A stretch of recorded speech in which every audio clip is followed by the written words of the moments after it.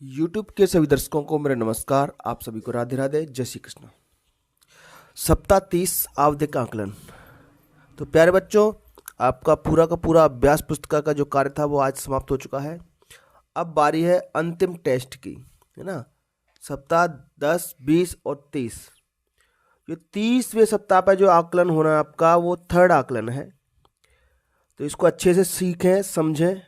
एक प्रकार का वार्षिक पेपर है आपका ये।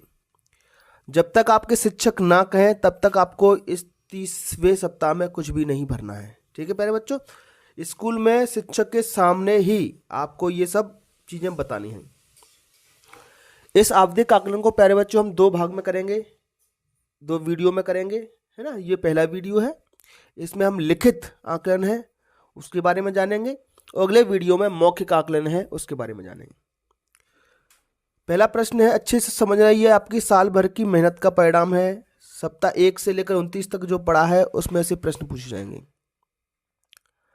बहुविकल्पीय प्रश्न। प्रश्न क्रमांक 1, निम्नलिखित पठन अंश को पढ़कर पठन अंश से संबंधित प्रश्नों के उत्तर दीजिए। एक पठन दिया गया है आपको, पठन अंश, इसको पढ़ना है और इसके आधार पर नीचे आप जो प्रश्न है उनके उत्तर देने हैं। तो पहले प्रश्न से पढ़ने की शुरुआत करें, अच्छा रहेगा आपके लिए। समुद्र की लहरें सूर्य मंदिर के किसकी धुलाई करती हैं? तो धुलाई करती हैं, ये शब्द आप इसमें ढूंढिए, वहीं इसका जवाब मिल जाएगा। जैसे ये लिखा है, समुद्र की तेज लहरें इस मंदिर के द्वार और सीढ़ियों की धुलाई करती हैं। ये लिखा है धुलाई करती हैं, तो हमें पता चल गया किसकी धुलाई करती हैं, सीढ़ियों की और द्वार की। तो ये वाला ऑप्शन सही हो जाएगा। इसको हम यहाँ खाली स्थान में लिख देंगे, ठीक है प्यारे बच्चों। ठीक इसी तरीके से प्रश्न क्रमांक 2 को आप पढ़िए जरा। लिखा गया, कोणार्क मंदिर किस आकार का मंदिर है? कोणार्क मंदिर का आकार क्या है?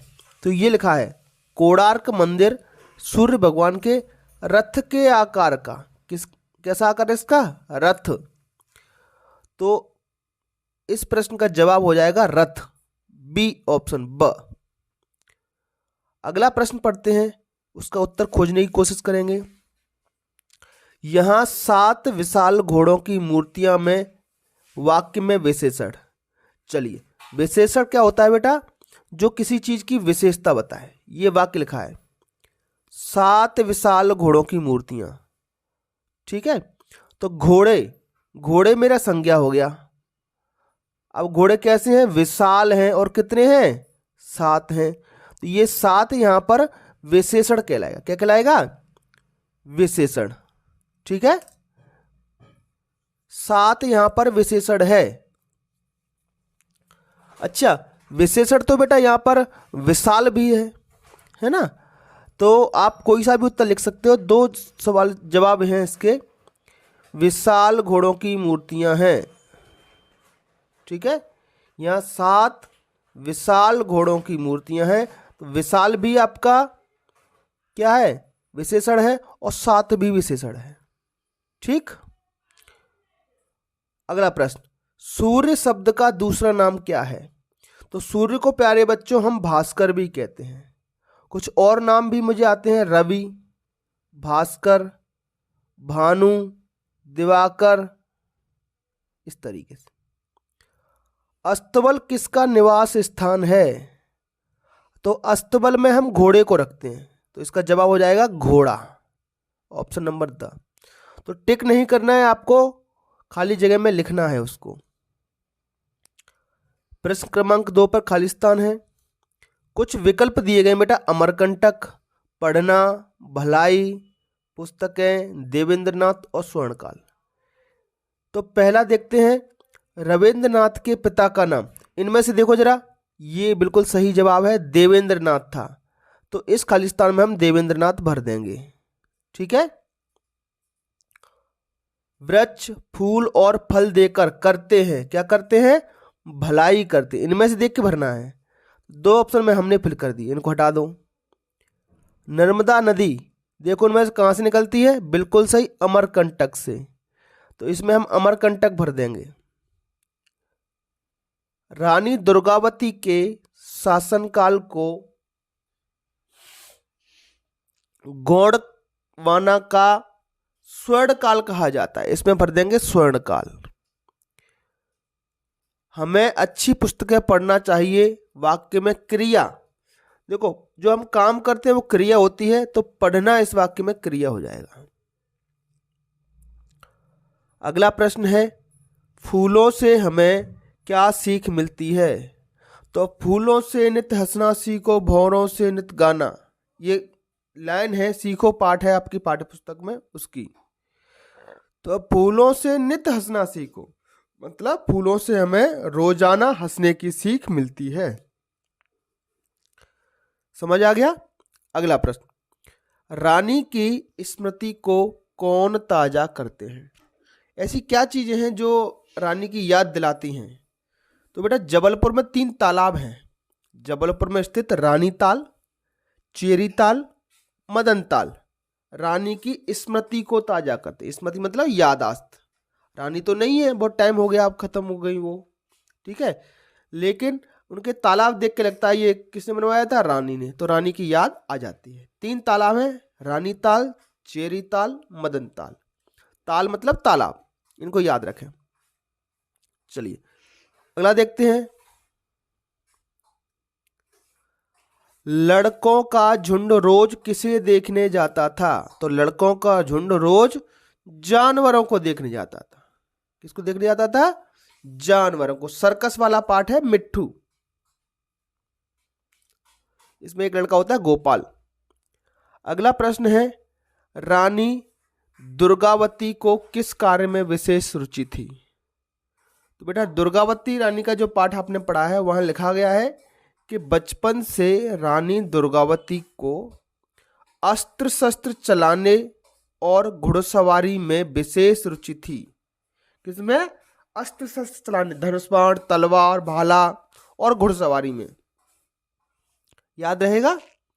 अगला, कला प्रदर्शनी में किसकी कलाओं को दिखाया गया है?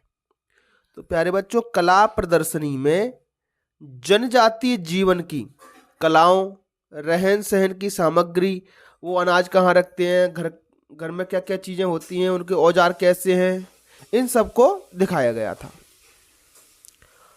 अगला प्रश्न है, निम्नलिखित शब्द समूह के लिए एक शब्द लिखिए। एक शब्द में जवाब देना है। तप करने वाले को क्या कहते हैं? तपस्वी। बहुत डरने वाला उसको कहते हैं डरपोक। उम्मीद करता हूं प्यारे बच्चों इतनी सारी चीजें आपको समझ आ गई होंगी। अगले प्रश्न की तरफ चलते हैं। लघु उत्तरीय प्रश्न, मतलब 1-2 लाइन में इनका जवाब देना है। हम ईश्वर से प्रार्थना द्वारा क्या क्या मांग सकते हैं? बेटा आपकी पुस्तक का पहला ही पाठ है प्रार्थना। सुबह सुबह मैं मन में कहता हूं प्रभु तेरा उपकार के मैं भारत में रहता हूं। तो इस प्रार्थना में आप भगवान से क्या क्या मांग सकते हैं? हम ईश्वर से प्रार्थना में सभी के लिए प्रेम, दया आदि मांग सकते हैं, है ना। प्रकृति, पशु सबको मैं अपना सगा गिनूं, तो सबको अपना सगा गिनूं मतलब सबसे प्रेम करूं, सबको अपना घर का मानूं। बापू का सपना पूरा करने के लिए बल भी मांग सकते हैं, है मुझे दे दो इतना बल मैं कर सकूं बापू का पूरा सपना। इस तरीके से उसमें पंक्तियां लिखी गई हैं। अगला प्रश्न है, नर्मदा मैया दुखी कब हो जाती है? तो प्यारे बच्चों जब हम नदी में कूड़ा करकट फेंकते हैं, कूड़ा कचरा फेंकते हैं तो और जल को दूषित करते हैं, तब नर्मदा मैया दुखी हो जाती है। बस इसी को लिख देना है ना। जब हम नदी में कूड़ा करकट फेंकते हैं, उसे प्रदूषित करते हैं, तो नर्मदा मैया दुखी हो जाती हैं। अगला पाठ है, आप सर्कस के बारे में क्या जानते हो? तो सर्कस में जोकर होता है, खूब रोशनी होती है, बहुत सारी लाइटें लगती हैं, नाच गाना भी होता है, बहुत से लोग एक साथ नाच रहे होते हैं, ताली बजा रहे होते हैं, बहुत सारे जानवर भी होते हैं, हाथी भी होता है, घोड़ा भी होता है, बंदर भी होता है, शेर चीता भी होते हैं, भालू भी होता है। ये अलग अलग प्रकार के करतब दिखाते हैं, ठीक है। अगले प्रश्न की तरफ बढ़ते हैं। पेड़ों के जीवन के लिए क्या क्या चीज आवश्यक है? तो बेटा जिस प्रकार हमको खाने की जरूरत होती है, हमको कपड़े की जरूरत होती है, हमको पानी पीने की जरूरत होती है, इसी तरीके से पेड़ों के जीवन के लिए मिट्टी, जल, धूप, खाद आदि चीजों की आवश्यकता होती है। अगला प्रश्न है, शरीर को साफ रखने के लिए आप क्या क्या करोगे? एक तो आपको रोज नहाना है, कभी कभी गर्म पानी में नीम के पत्ते डालकर भी नहाना चाहिए। इससे क्या है, शरीर की गंदगी, हानिकारक जो बैक्टीरिया वायरस होते हैं वो शरीर से खत्म हो जाते हैं। अगला प्रश्न है, निम्नलिखित वाक्यों में सर्वनाम। तो बेटा देखो, वह कक्षा तीसरी में पढ़ती है, तो ये वह सर्वनाम होता है। उसके भाई का नाम, किसके भाई का नाम? तो उसके, ये सर्वनाम है। वे दोनों साथ स्कूल जाते हैं, कौन दोनों? वे दोनों। ये तीनों की तीनों क्या है बेटा? आपके सर्वनाम हो गए। ठीक है, मैं, हम, तुम, वे, उसका, ये सब सर्वनाम होते हैं। अगला है प्रश्न क्रमांक 5, दीर्घ उत्तरी प्रश्न, मतलब 4-5 वाक्य में उनके जवाब देने हैं। दीर्घ उत्तरी प्रश्न बहुत आसान है बेटा। देखो, गुलाब जामुन या अन्य कोई मिठाई के बारे में 5 बातें, बस आपको लिखना आना चाहिए बेटा। मिठाई के बारे में कुछ भी लिख सकते हो, जो आपकी फेवरेट मिठाई है उसके बारे में लिखो। जैसे मान लो जलेबी, तो जलेबी बहुत मीठी होती है, जलेबी मैदा से बनती है, मेरी माँ मेरे लिए जलेबी बनाती हैं, मावे की भी जलेबी बनती है, जो खोआ होता है, खोआ या मावा बोलते हैं उसको। जलेबी गोल गोल घुमावदार होती है, देखो एक जलेबी मैंने बनाई भी है, उसमें इस तरीके से गोल गोल और घुमावदार जलेबी आपकी होती है कि नहीं होती? जलेबी को चाशनी में डुबोया जाता है। तो ये अपने मन से आप इस प्रकार के वाक्य जलेबी के बारे में या किसी भी अन्य मिठाई के बारे में जो आपको पसंद हो उसके बारे में आप लिख सकते हैं। अगला प्रश्न है, जगदीश चंद्र बसु को क्या करना पसंद था? उनका कौन सा शौक आपको भी पसंद है? तो प्यारे बच्चों, जगदीश चंद्र बसु को पेड़ पौधों के बारे में जानना, उनकी सेवा करना पसंद था। तो उनका प्रकृति के प्रति जो प्रेम है, उसका शौक हमें भी पसंद है। हमें भी नए नए पेड़ पौधों के बारे में जानना चाहिए और हमें भी क्या है, पेड़ पौधों की सेवा करनी चाहिए। अच्छा, अगला जो प्रश्न है बेटा वो थोड़ा संस्कृत का रहेगा। वहां आपसे पूछा जाएगा कि एक को संस्कृत में क्या कहते हैं। देखो, एक आम है ये, तो एक को संस्कृत में क्या कहते हैं बेटा? एकम। इसको थोड़ा सीखने की कोशिश करें। कोई चीज 2 होती है संख्या में तो उसको बोलते हैं द्वे। ये आपकी हिंदी पाठ्य पुस्तक में लिखा गया है ऐसा। कोई संख्या में चीज 3 है उसको बोलते हैं त्रीड़। 4 को बोलते हैं चत्वार। याद रहेगा प्यारे बच्चों, एकम, 3 को त्रीण, 4 को चत्वार। 5 को बोलते हैं पंच। 5 को क्या बोलते हैं प्यारे बच्चों? पंच। इस तरीके से लिखते हैं। 6 को बोलते हैं सट, स और ट में नीचे ऐसे लगा, इसको बोलते हैं हलंत। ये जो ऐसे लगता है उसको बोलते हैं हलंत। 7 को बोलते हैं सप्त। 8 को बोलते हैं अष्ट। अष्ट मतलब 8। याद रखना बेटा, वार्षिक परीक्षा में इनमें से गिनती पूछी जाएगी। और 9 को बोलते हैं नव। 9 को बोलते हैं नव। और 10 को बोलते हैं 10। इस तरीके से स, ये शक्कर वाला स। याद रहेगा? तो 1-2 बार अच्छे से देखें। अगर इतनी चीज समझ में आ गई है तो ये बहुत आसान है। अगला प्रश्न आपके लिए जो आने वाला है, ये देखो जरा, ये कितने गोले हैं? 1 2 3 4 5 6। तो 6 को बोलते हैं सठ। अभी मैंने आपको बताया था। ये लिखा त्रीड़। त्रीड़ में 2 था 3, तो 3 गोले बना दीजिए, 1 2 और 3। ठीक है। ये चत्वार, चत्वार मतलब 4, तो 4 गोले बना दीजिए। ये कितने गोले? 1, तो एकम बोलते हैं इसको। क्या बोलते हैं? एकम। अष्ट, अष्ट मतलब 8, तो 8 गोले बना दीजिए इस तरीके से। ठीक, चलिए इसके ऊपर एक प्रश्न और रह गया है, सेवा भाव पाठ के पात्र विजय के बारे में लिखिए।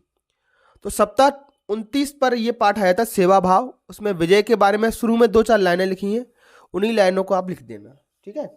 जैसे विजय सरल स्वभाव का लड़का था, उसे दूसरों की सेवा करना पसंद था, वह रोज सुबह घूमने जाता था, वह पेड़ पौधों पशु पक्षियों की भी सेवा करता था। ठीक है ना प्यारे बच्चों। तो इस तरीके से इसका जो आवधिक आकलन है उसका लिखित भाग आपका यहाँ पर समाप्त होता है ना। तो अगले वीडियो में इसका जो मौखिक पार्ट बच गया है, ये इस चित्र के बारे में किस तरीके से आपको जवाब देने हैं, क्या क्या प्रश्न आपके शिक्षक पूछ सकते हैं, है ना। तो अगले वीडियो में हम इन सब के बारे में जानेंगे। हालांकि थोड़ा थोड़ा सा मैंने लिख दिया है, तो ये समझाना आपको बाकी है किस तरीके से आपको जवाब देने हैं। तो ठीक है बेटा, आज की वीडियो में इतना ही, फिर मिलेंगे अगली क्लास में। तब तक के लिए आपका दिन शुभ हो। Have a nice day. Thank you and take care.